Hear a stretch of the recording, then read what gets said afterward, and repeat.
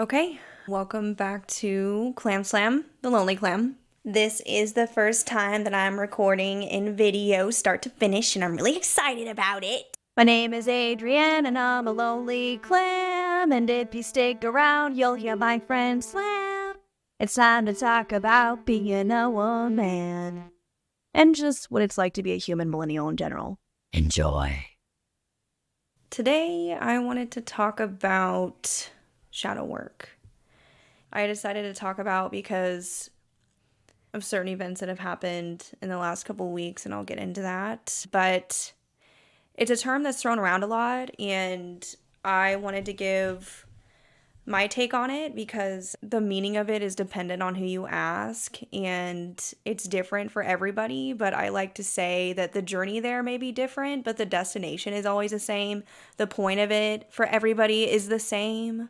So I want to talk about what shadow work is, and I want to talk about what shadow work is not. Shadow work is not a trend. It's not something that you wake up one day and you see a lot of people in the spiritual community talking about, and you're like, oh, I'm going to do some shadow work today. That's not how it fucking works. Your shadow finds you. Your shadow comes to you and finds you when it's ready to be seen and when it's ready to be worked through. It is not something that is feared. It's not something that we cope with, work through, and then never see or hear from again. I am actually a really big believer in learning to dance with your shadow and coexisting with your shadow. It's not something that you get rid of, and it's also not something that you avoid. The longer you avoid it, the more your shadow presses to be a presence in your life, and it disrupts your relationships, and it'll keep getting in your way if it's not something that you try to actively work through, if it's showing up for you. And getting to know your shadow takes time, and the depths of everybody's shadow is vast for anyone. It doesn't just show up in one way. It shows up in your relationships. It can show up at work. It can show up in many different environments, in many different ways, and in many different behaviors. It's not something that's over in a day, a week, a month, a year, or even years. It comes in waves, and it feels like once you've worked through one part of your shadow and one part of your personality, then it shows up in another way, in a different aspect of your life, or in a different aspect of who you are. I'm not sure if shadow work is something that ever ends, to be honest. There is always room for improvement. And I mean, they say that it takes years to truly get to know someone. It takes years to get to know yourself as well. So what is your shadow, and who is your shadow? Your shadow is all the parts of you that you are ashamed of, all the parts that you deny and that you won't admit, or that you won't admit is there.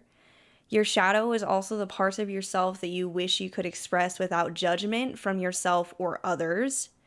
Your shadow can also be parts of yourself that are not socially acceptable. Your shadow can stem from different experiences you had in your life, and I even believe that your shadow can be from experiences that you had in your past lives. It can be anything from your fears or your guilty pleasures. It can be many things for different people. The most popular form of shadow work that I think is most talked about is inner child work.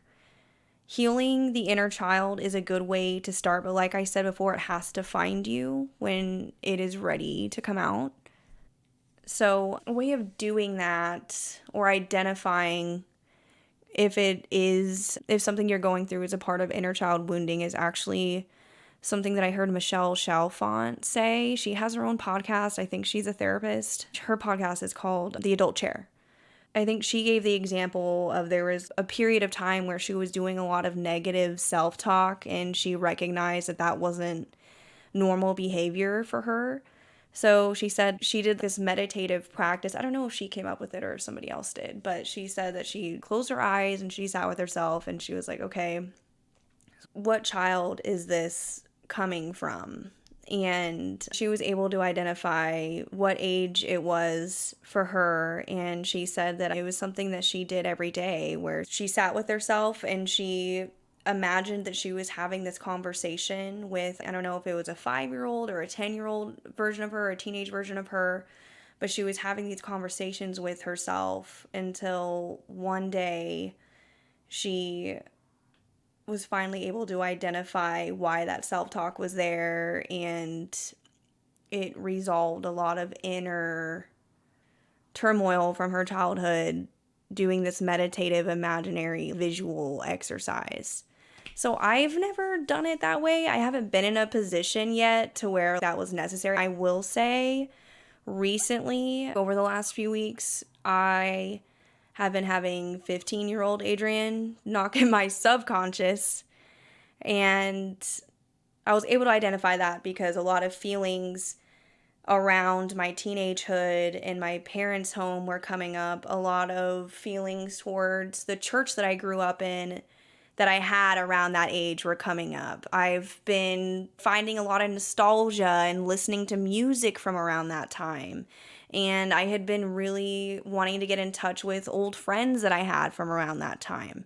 And so through doing those things and also having those conversations, because it did invite conversations with my parents that I definitely needed, that were very healing for me, that was me doing shadow work. That's how my shadow came up for me in the last couple weeks. But how did my shadow find me in other ways throughout the past, I'd say the past 5 to 6 years have been really intense for me. My shadow found me in my sexuality. It found me in my religion and in my spiritual beliefs. It found me in my behavior towards my partners in the past and in my relationships with my friends. It found me in my addictions. My shadow found me in my beliefs about myself and about my parents. So how did I do the work in those things? It's difficult to give an exact answer because it's different for everyone, and it depends on how you cope, in what way you're comfortable coping, and it depends on what part of your shadow you are addressing. So how I work through any of my emotions and my shadow stuff now is through therapy. Obviously, I talk about therapy a lot, and I'm going to talk about therapy a lot. Even if you think that you don't have any problems, everybody needs to go to therapy, okay? Like, you might think that you don't have any issues, and then you'll go in there and you'll be like, oh, how I've been living my whole entire life up until this point, there may have been some things that were probably due to trauma that I just normalized because I was just so used to it. So everybody should go. It's enlightening. Everyone needs someone to talk to. Everybody needs that release. Journaling is really powerful for me, and I believe it can be powerful for anyone and everyone, even if you're not a writer. But it's because as I'm writing, I'll get downloads. And to those who don't know what I'm talking about when I say that, I believe that everybody has a guide, or it could be their ancestors. I believe that everybody has spiritual coaches in that way. And when we ask for guidance, I do believe that we get it, even if it's not in the timing that we want. But when I'm writing, I will get these downloads or information from my guides. And once I start writing, I just can't stop. And it's introspective for me, and it's how I get guidance. Everything that you need to know is inside of you, and I believe that that's why. Because we do possess more than we think. But I also do a lot of tarot readings. I do them for people sometimes, but I mostly do them for myself. That's also how I receive guidance, and that's also just like a part of my spiritual practice. But reading a lot of self-help books, if I'm having a specific issue about something, I will listen to a lot of podcasts or audiobooks about that topic, and I'll research it on my own. But also, crying. People need to fucking cry. It is a release, and everybody needs to do it. Boy, girl, they, them, doesn't matter. You need to fucking cry.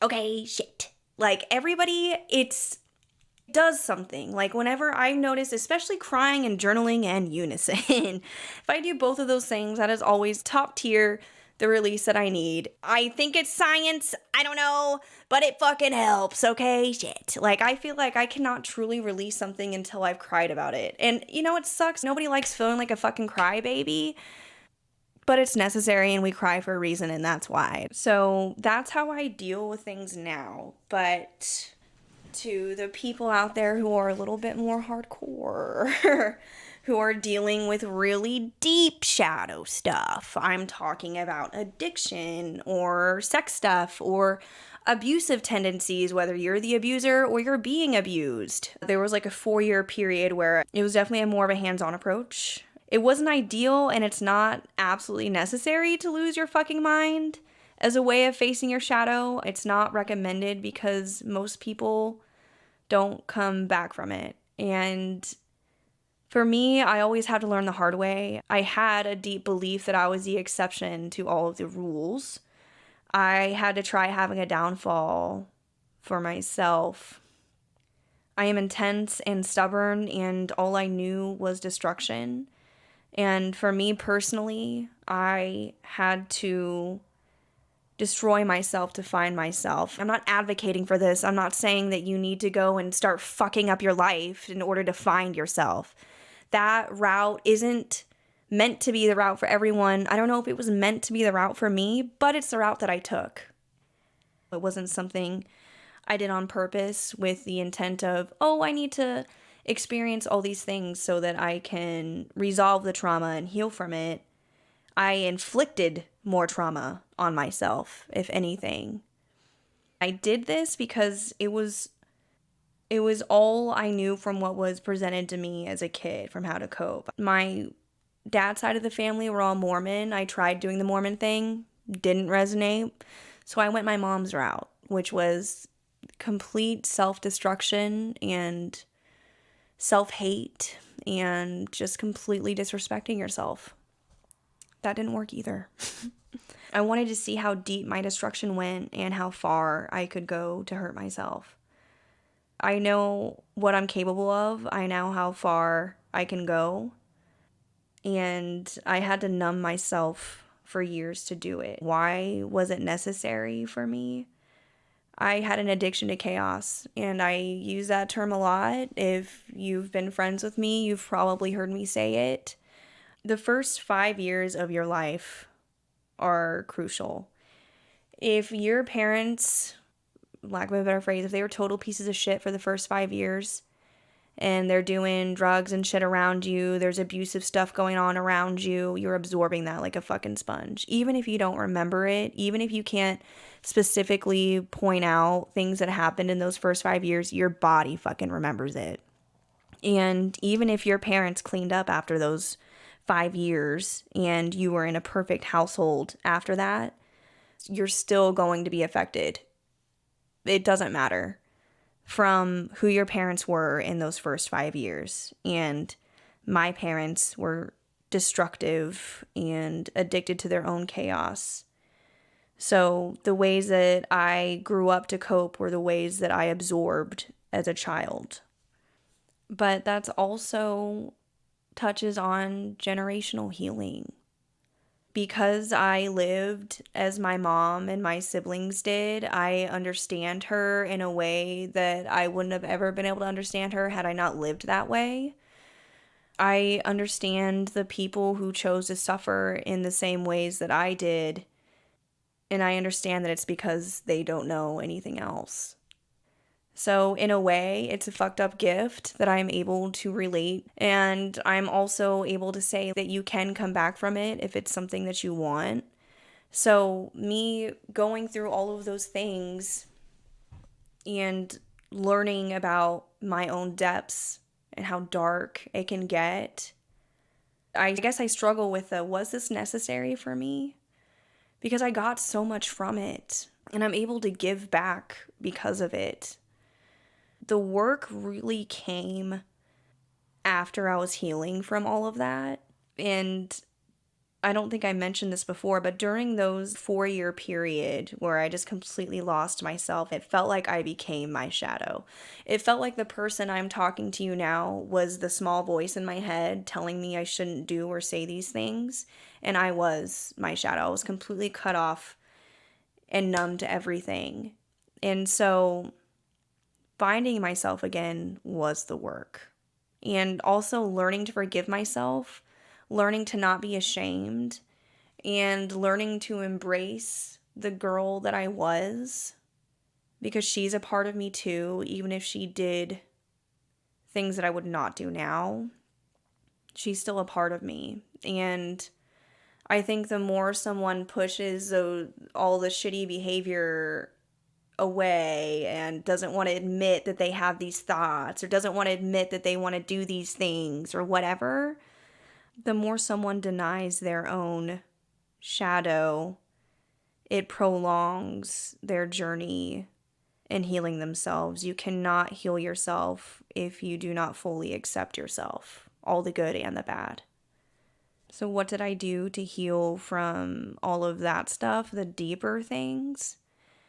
I refer to it as like a pie chart. Things you have to do to take care of yourself. And I think for me and most people, those things include meditation in some way, whether it's 5 to 10 minutes a day or just when you can. Your brain needs that shut off, that calm, mellow time. I've had people tell me like, oh, I can't do that. I can't sit in silence and not think. It's not that you're not supposed to not think. It's you're supposed to practice observing your thoughts and not identifying with them and not going down a rabbit hole. I'm really bad about going down a rabbit hole of those thoughts.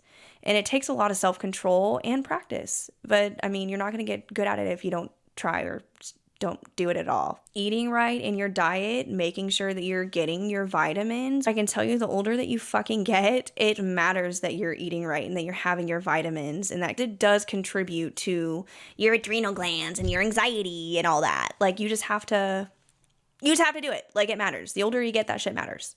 So eating right, working out just isn't about looking good. It isn't about just having the body you want, even though that is nice and it adds to your confidence. It makes your body feel good. It makes you stronger. And that's why we should go. For me, I never go because I fucking feel like it. Paying attention to the content that you absorb.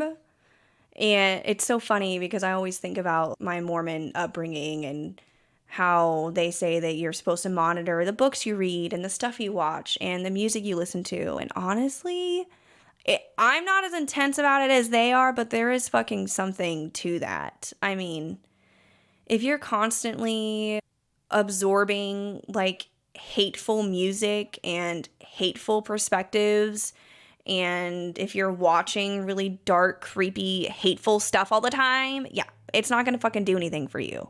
And also, part of monitoring the content that you're absorbing, mindlessly scrolling for hours. I get anxious when I start to do that too long. Like, it is a distraction and it's not a good one.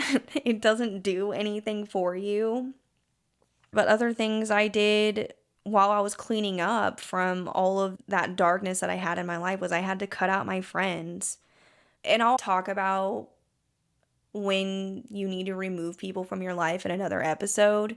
But just to sum it up, I had to start cutting people out when I was trying to improve my life and change my behaviors. I just felt like our beliefs kept clashing, the way that we thought kept clashing. And whenever they would live the life how they were living it, and then they would come to me and say like, oh, this isn't going right, or my boyfriend's doing this, or my kid's this, or whatever. And if they're being destructive, and if they're staying in situations that they shouldn't be staying in that's hurting them, I can't be a supportive friend during that. I just can't. I mean, have I always gone about my delivery right way? No. I'm a fucking Aries, okay? Like, I'm not going to say it as an excuse because it is something I'm working on. My delivery definitely needs work. But I wasn't able to be a good friend to those people because they were looking for someone to be supportive, even though the way that they were living were affecting the people around them. I couldn't condone that, and I can't be supportive of it. and me speaking my truth it just affected our friendship too much. So that's why I had to cut those people out of my life, and it sucks. It's not ideal. It's really fucking lonely. And we all know that making friends as an adult is really difficult. That was probably one of the hardest parts. But I've also had to change homes. I've had to change jobs. I had to develop new and healthy coping skills. And I had to sober up. Being sober fucking sucks. I'm gonna tell you that right now. I smoke weed. I might forever smoke weed. I don't fucking count that shit. Stuff that's natural, I'm not talking about that. Okay. When I say that I got sober, I mean I got sober from meth and pills and cocaine and alcohol. Do I have an occasional drink? Yes. Do I have an occasional drink of wine? Weekly. Having to live reality sober at first when you've been numbing yourself for such a long time and partying for a long time, it's an adjustment. It's boring and it's not stimulating. And it sucks at first. Like, I'm just going to tell you that. I'm going to be honest with you about that. But over time, you start to realize, oh, I actually don't like being out of my mind. I actually don't like being so fucked up that I'm acting twacky or that I can't control myself or that I'm stumbling around everywhere. Like, that shit, once you're on the other side, that stuff actually sucks. That sucks more than being sober eventually. You will get there. Everybody gets there. After a while, like when you start cleaning up, you do enjoy living in your own reality. It just takes time. Other things I did during that time, and I've talked about this before, is accepting the hard truths about yourself. It takes a lot of accountability and it takes a lot of honesty. And I mean, it's embarrassing. It sucks, but it doesn't mean that you don't do it. When people come to you and they say, hey, you did or said this and this bothered me, I think it's actually weak to get defensive and make excuses instead of taking a step back and being like, oh shit, I didn't even realize I came off that way. I'm so sorry. Like, that was a really big thing for me, is that I had to take a lot of accountability for my behavior, and I still have to do that. I still acknowledge if I'm being petty. I still acknowledge if I'm projecting my shit onto other people. I honor the person that acknowledges that they're shitty and then actively tries to work on it over people that are shitty and make excuses for it. And something else I met with too in conversations that I've had with people is they're like, well, I can't make changes because of this and that. Or like, they always come up with things that are standing in their way. That's life. There's always going to be shit that's standing in your way. There's always going to be things that are preventing you from putting in the work. But the thing is, you have to want it. You have to go after it. There's always a choice and there's always a way. But it's not going to be made known to you if you don't fucking want it and if you don't fucking look for it. So after that murky 4-year period, that was really big for me, was really taking a hard look in the fucking mirror and swallowing those hard pills. And another side note about that accountability and when your friends come to you and talk to you about things that bothered them, because this is a part of shadow work too. Even if you are the most introspective, self-aware person, it is impossible for you to completely have a 100% crystal clear idea of how you're coming off to that person, especially in real time. And that's also why it's important for you to surround yourself with well-rounded people who truly love you and that wants best for you. Otherwise, that's not an exercise that you can do with other people. You can't have other people do shadow work with you in that way if they are insecure, if they are jealous, if they are petty, because then it's more likely that they're just projecting their own shit onto you. In closing, shadow work takes courage. It takes an open mind. It takes accountability. And if you are this person, we are shitty together, but we are also growing together. And if anyone hasn't told you, or even if they have, I'm proud of you. Until next time.